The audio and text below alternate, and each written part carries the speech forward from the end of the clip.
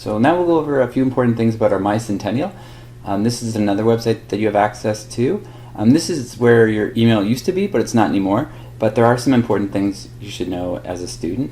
So if we go to the student menu and we go to registration tab, this is where you can find your timetable or week at a glance, and you can find your course list as well. Depending on what kind of courses you take, you might see ones that look like these if they're in if you're taking a class where you actually have to show up in person. So that's what your schedule would look like. Or if you're taking a lot of online courses, they'll be listed down here with the course code. So don't freak out if you don't see any courses added in this calendar. It'll be here because you don't have any set meeting times. Usually on online courses like this one, you'll have all of your content uploaded during the week or at the beginning of the week, and then you have all week to complete any tasks, assignments, or quizzes.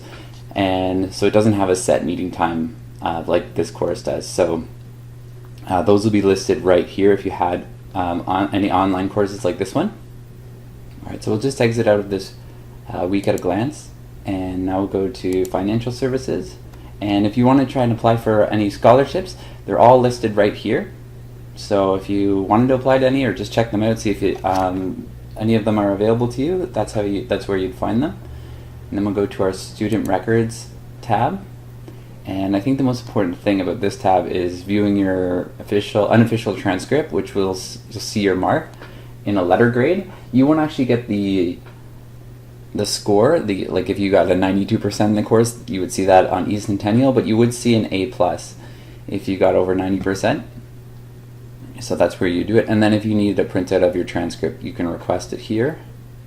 And then in your last semester, you can also apply to graduate here as well. So this is all in the student record, and then you can take a look through some of the other options as well. And then the last one, we'll go to our student services here. And I think for our purposes, the best way to use the student services in your Mycentennial is to book a tutor if you have to. So if there's any online courses like this one where you need a little bit more training, you can book a tutor at Centennial College. And you just click on the book a tutor link, and then just fill out your information, and then you'll be set up with the library to book a tutor at any time during the week. We'll just go back.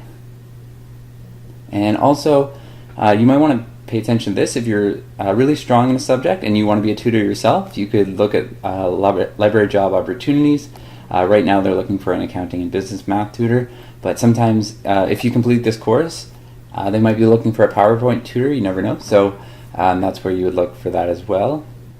So that's pretty much the most important things about Mycentennial. It used to be more developed when we had our email attached to our Mycentennial, but for that, a few years ago, they switched to Office 365. So that'll be the next video coming up, and we'll go through how to access your email and calendars.